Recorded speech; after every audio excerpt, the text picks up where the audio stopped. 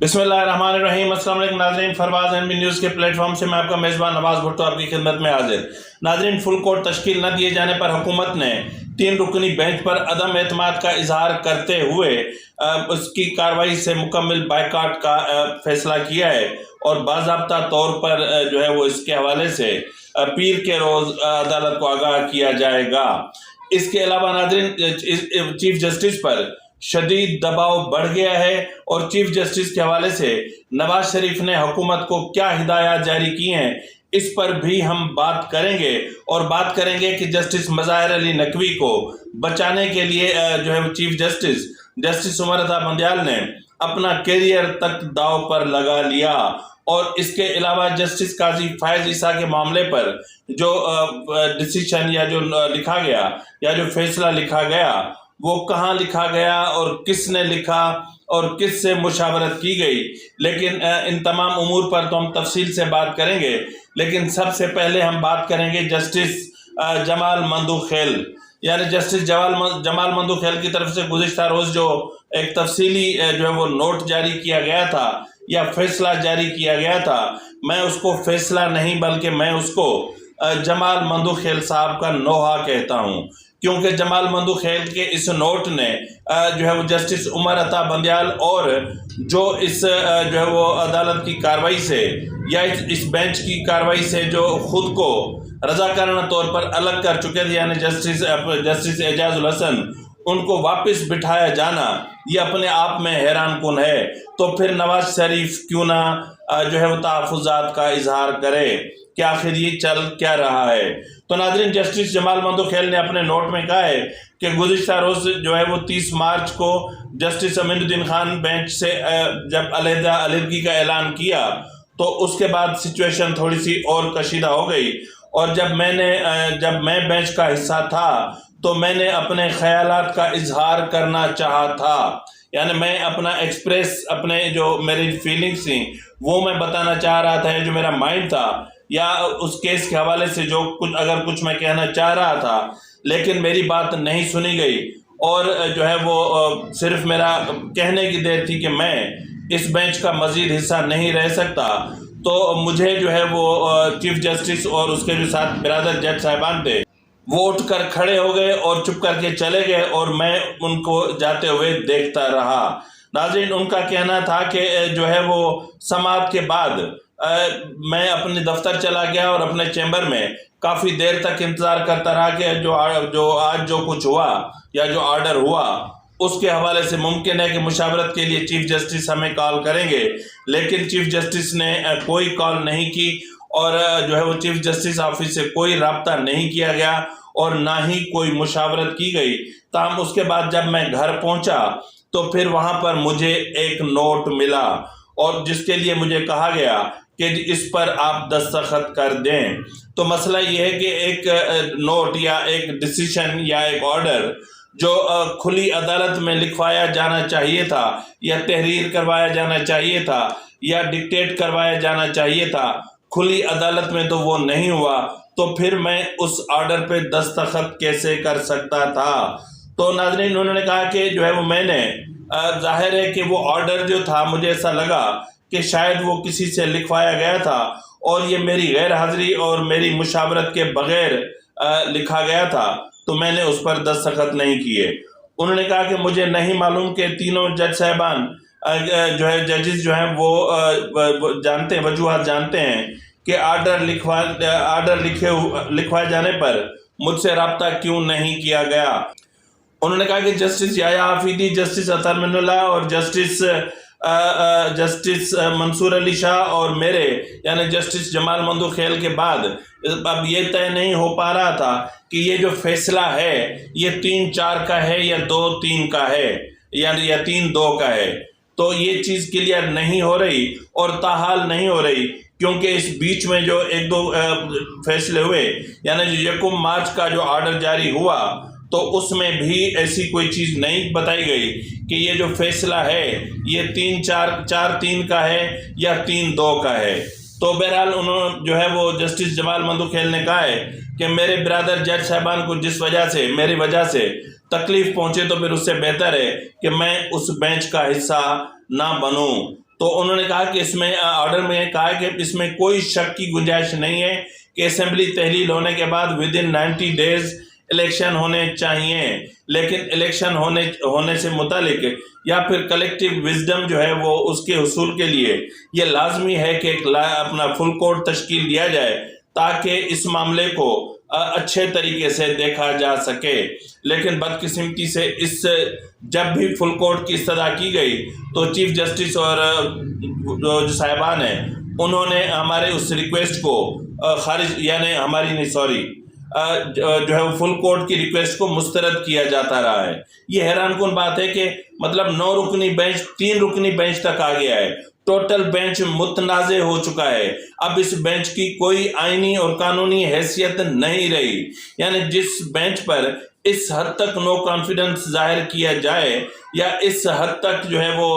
چیزیں ہوں، لیکن اس کے باوجود جو ہے وہ چیف جسٹس صاحب جو ہے وہ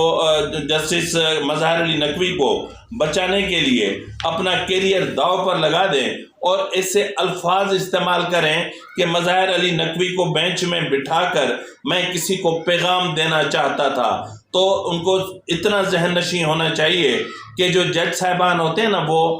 پیغام نہیں دیتے،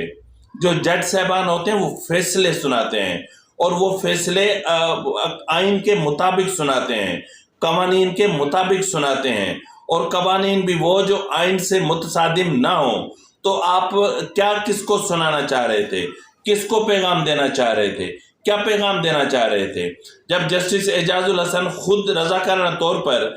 جو ہے وہ متنازع ہونے کی وجہ سے اس بینچ سے الگ ہو گئے تھے، تو پھر دوبارہ اس کو آپ اس بینچ میں بٹھا کر کس کو کیا سنانا چاہ رہے ہیں؟ کیا بتانا چاہ رہے ہیں آپ؟ کیا یہ آپ قوم کے ساتھ مذاق کر رہے ہیں؟ قوم آپ کو لاکھوں روپے کی تنخواہ، پینشن، واجبات، سہولیات، مراعات، گھر، بنگلے، بجلی، گیس سب کچھ دیتی ہے، تو کیا وہ اس لیے دیتی ہے کہ آپ پیغام دیتے پھرے لوگوں کو کہ یہ پیغام ہے، یہ بیٹھا ہے مظہر علی نقوی، چلو جس کو جو کرنا ہے کر کے دکھاؤ؟ تو یہ بات ہی ہوئی نا۔ اگر ایسا نہ ہوتا تو جس طرح قاضی فائز عیسیٰ کے ساتھ ہوا،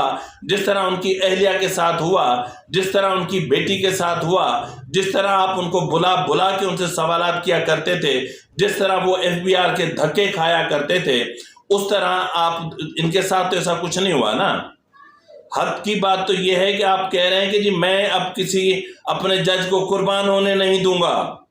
جسٹس قاضی فائز عیسیٰ پہ جو گزری مجھے پتا ہے، میرا دل بہت اندر سے رو رہا ہے، اس وقت تو نہیں رو رہا تھا۔ اب اس وقت جب آپ یہ سمجھ چکے ہیں کہ آپ کو ایکسٹینشن نہیں ملنے جا رہی اور آپ آپ کی پری میچور ریٹائرمنٹ ہو رہی ہے، تو پھر آپ ایسی باتیں کیوں کر رہے ہیں؟ تو بہرحال ناظرین، اس وقت جس طرح میں نے آپ کو کہا کہ جو ہے وہ معاملات انتہائی کشیدہ ہو چکے ہیں اور بینچ ٹوٹل متنازع ہو چکا ہے، اور چیف جسٹس پر شدید دباؤ بڑھ چکا ہے کہ یا تو فل کورٹ تشکیل دو یا پھر آپ مستعفی ہو جاؤ، یا پھر مطلب ایسا کچھ ہو کہ کچھ بھی ہو جائے۔ لیکن یہاں پہ حیران کن بات یہ ہے کہ جسٹس قاضی فائز عیسیٰ کی طرف سے 2-1 سے جو فیصلہ آیا تھا، اس فیصلے کو کاؤنٹر کرنے کے لیے ایک جج صاحب کے بنگلے پر بیٹھ کر آرڈر ڈکٹیٹ کروایا گیا، اور آرڈر ڈکٹیٹ کروایا جسٹس شاہد وحید صاحب میں، جو اس بینچ کا حصہ بھی نہیں ہے، اور اس کے علاوہ جو شہزاد عطا الہی جو سابق اٹارنی جنرل ہیں ان کو بلا کے پھر ان سے مشاورت کی گئی۔ لیکن یہاں پر ساتھی ججز کے ساتھ جو ہے وہ کوئی بھی جو ہے وہ اپنا مشاورت نہیں کی گئی، اور نہ ہی ان سے کوئی بات کی گئی۔ یہاں پہ ناظرین میں آپ کو بتاتا چلوں کہ آج جس طرح میں نے آپ کو بتایا تھا کہ حکومت کی طرف سے جو ہے وہ آج ایک اجلاس بلایا گیا ہے جو اس معاملے پر غور کرنے کے لیے تھا۔ اس اجلاس میں تمام پارٹیوں کے سربراہان نے شرکت کی، اور اس کے علاوہ نواز شریف نے بھی جو ہے وہ اپنا کیا بولتے ہیں اس کو ویڈیو لنک کے ذریعے نواز شریف بھی شریک تھے۔ تاہم نواز شریف سخت برہم تھے، اور اتنے ہی برہم تھے جتنا گزشتہ روز وہ پریس کانفرنس میں تھے، اور انہوں نے جو ہے وہ چیف جسٹس کی طرف سے اس 3 رکنی بینچ پر مکمل عدم اعتماد کا اظہار کیا، اور حکومت کو کہا کہ آپ جو ہے وہ ان کی اس کارروائی کا بائیکاٹ کریں، اور آپ ان کو بتا دیں کہ ہم آپ پہ اعتماد نہیں کرتے، آپ نو کانفیڈنس شو کریں، اور ان کو کہیں کہ جو ہے وہ آپ بھلے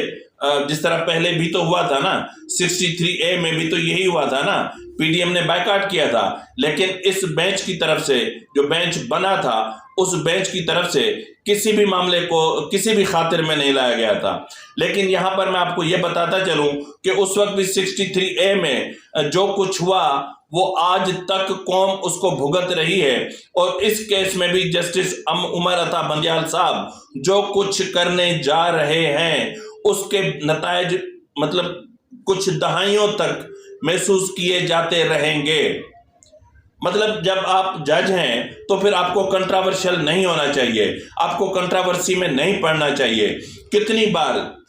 بار اور کتنی جماعتوں نے آپ سے کہا، یعنی وہ جس کے عشق میں آپ مبتلا ہیں، یعنی عشق عمرانی میں، خود اس عمران خان نے آپ کو بولا کہ فل کورٹ بنا دیں، ہمیں کوئی فرق نہیں پڑتا، کیونکہ خود عمران خان جو ہیں، جو آپ کے معشوق ہیں، محبوب ہیں، آپ کے باس ہیں، آئی ڈونٹ نو کہ کیا ہیں، وہ خود نہیں چاہتے کہ الیکشن ہو، کیونکہ اس وقت وہ جس طرح کیسز میں پھنسے ہوئے ہیں، جس طرح وہ اور ان کی اہلیہ عدالتوں کے چکر کاٹ رہے ہیں، تو وہ عدالتوں کے چکر کاٹیں گے یا انتخابی مہم چلائیں گے۔ تو ایسی صورتحال میں